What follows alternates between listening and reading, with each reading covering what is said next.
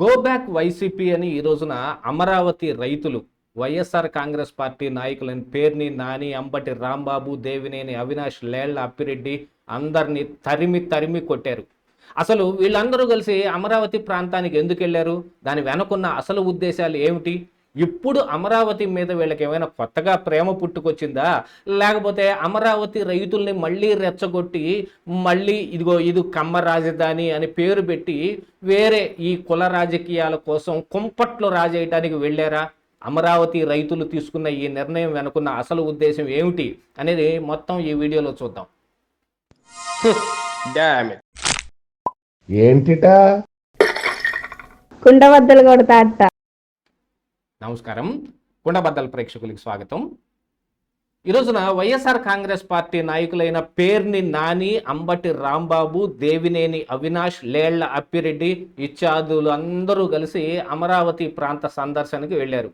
ఎందుకు వెళ్ళారు అంటే ఏమో తెలియదు. మరి గతంలో బొత్స సత్యనారాయణ అయితే చంద్రబాబు నాయుడు అమరావతి ప్రాంత సందర్శనకి వెళ్తుంటే ఏముంది అక్కడ, శ్మశానం చూసి ఆడటానికా అన్నాడు. ఇప్పుడు ఆ శ్మశానం చూసి ఏడవటానికి వీళ్ళందరూ వచ్చారేమో ఎవడికి తెలుసు. కాకపోతే ఇక్కడ ఒక పెద్ద డ్రామా నడపాలి అనే ఒక ఉద్దేశం అయితే ఇక్కడ వైసీపీది కనపడుతుంది. వాళ్ళు అధికారంలో ఉన్న 5 సంవత్సరాల పాటు అమరావతిలో తట్టమట్టి వేయకుండా అమరావతిని ఏదో ఒక రకంగా నాశనం చేయడానికి వాళ్లకున్న వనరులు మొత్తం వాడారు.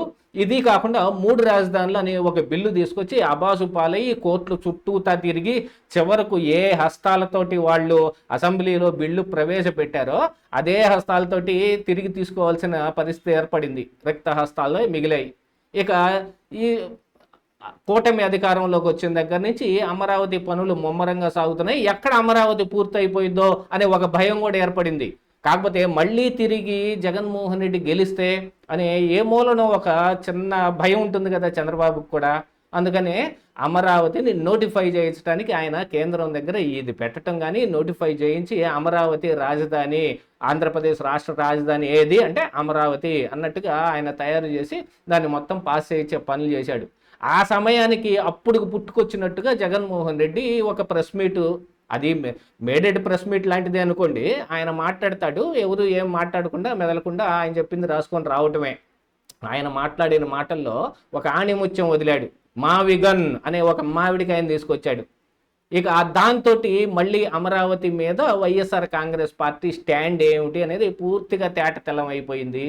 ఇక దాంతో ట్రోలింగులు మొదలైతే జగన్మోహన్ రెడ్డి తట్టుకోలేని స్థాయికి ట్రోలింగ్లు అయ్యాయి. ఇక దాంతో వైసీపీ కూడా మరో కొత్త డ్రామా మొదలుపెట్టింది. కులాల కుంపట్లు, ఇప్పుడు నడుస్తున్న ఈ సాయి కృష్ణ అంశం కానీ కాపుల్ని రెచ్చగొట్టే విధంగా. దాంతోపాటుగా ఈ అమరావతి అని అంటే దీన్ని గతంలో పెద్ద మనిషి కమ్మరావతి అని పలకగానే దాన్ని విపరీతంగా ప్రచారం చేసేసింది వైసీపీ కూడా. దాన్ని ఇప్పుడు మళ్ళీ రెచ్చగొట్టడానికి అంటే కమ్మ కాపు అనే దాన్ని రెచ్చగొట్టడానికి ఒకవైపున టీడీపీ మరొకవైపు జనసేనని ఇరుకుని పెడదాం అనే ఒక ఉద్దేశంతో ఈ అంబటి రాంబాబు కావచ్చు, పేర్ని నాని కావచ్చు, దేవినేని అవినాష్ కావచ్చు, లేళ్ల అప్పిరెడ్డి కావచ్చు, అందరూ కలిసి ఇప్పుడు వైసీపీలో కొత్తగా ఒక సంఘం ఒకటి పట్టుకొచ్చిందనమాట, రాజధాని పరిరక్షణ సమితి. ఆ పేరు మీద ఈ రోజున అమరావతిని సందర్శించడానికి వచ్చారు. అమరావతిలో విపరీతంగా ఇన్సైడర్ ట్రేడింగ్ జరుగుతుందని గతంలో ఆరోపణ. ఇప్పుడు మళ్ళీ కూటమి అధికారంలోకి వచ్చిన తర్వాత మొత్తం అనుయాయులకి కాంట్రాక్టులు ఇచ్చి మొత్తం బొక్కేస్తున్నారు. డీజిల్ కొరత వచ్చింది. ఎందుకు కొరత వచ్చింది అది ప్రజలందరికీ తెలుసు. కానీ వైసీపీ మాత్రం కొత్త నాటకం ఆడిద్ది. అమరావతి ప్రాంతంలో పనులు చేయడానికి డీజిల్ మొత్తం తరలించిపోతుంటే ఇక రాష్ట్రంలో డీజిల్ ఎక్కడ మిగులుద్ది? మరి అన్ని పనులు అమరావతిలో జరుగుతుంటే మళ్ళీ వీళ్ళు ఎందుకు పరిరక్షణ కోసం వెళ్లాల్సిన పని పట్టింది? అమరావతి కట్టబడుతుంది కదా. వీళ్ళు లెక్క ప్రకారమే డీజిల్ కొరత వచ్చింది, అక్కడ మొత్తం అమరావతికి తరలిస్తున్నారు అని అంటే విపరీతంగా పనులు జరుగుతుంటాయి కదా, ఆ పని చేయాలి. కానీ ఈ మాట ఎందుకు అంటారో వాళ్ళకే తెలియదు. కానీ ఇప్పుడు ఈ రాజధాని పరిరక్షణ సమితి పేరుతోటి వీళ్ళందరూ వస్తే రైతులు మాత్రం ఊరుకుంటారా?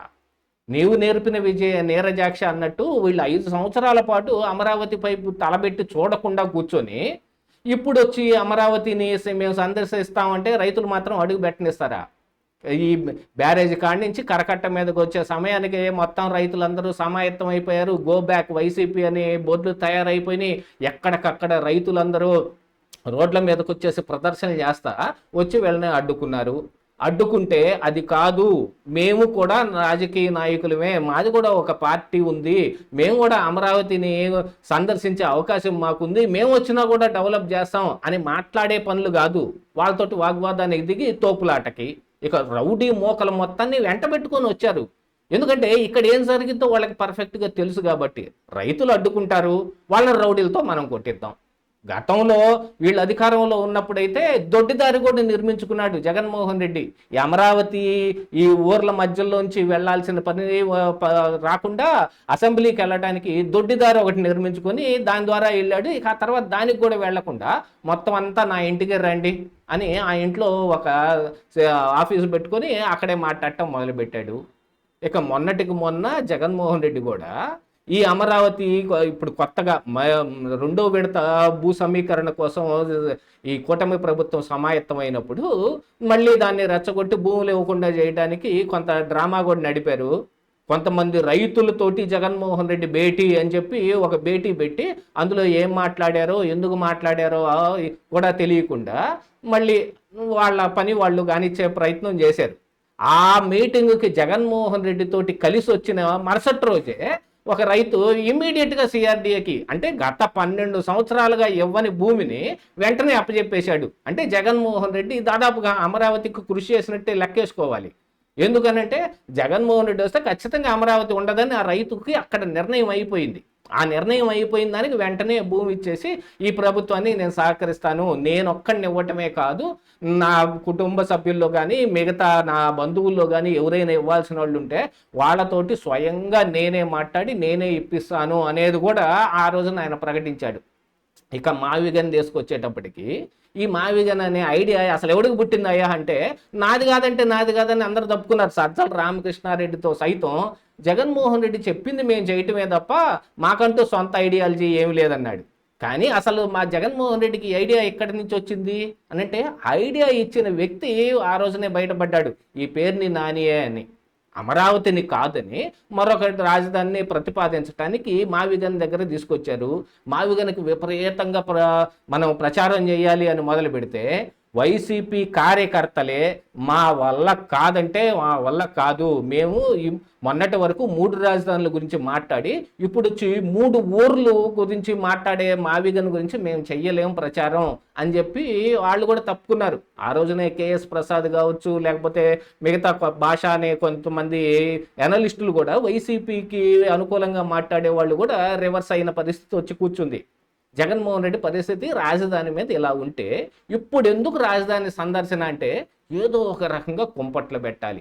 ఈ కుంపట్లు పెట్టడం కోసం వాళ్ళు ఆడుతున్న విపరీతమైన డ్రామాని రైతులు ఈరోజు అడ్డుకొని ప్యాంటు లెగబట్టుకొని పరిగెత్తేలాగా వాళ్ళు ఈ రోజున జరిగింది అనంటే ఇది చేజేతులో వైసీపీ చేసుకున్న ఒక దురాగతం అనే చెప్పాలి. ఇదే ఈరోజు కుండబద్దలు.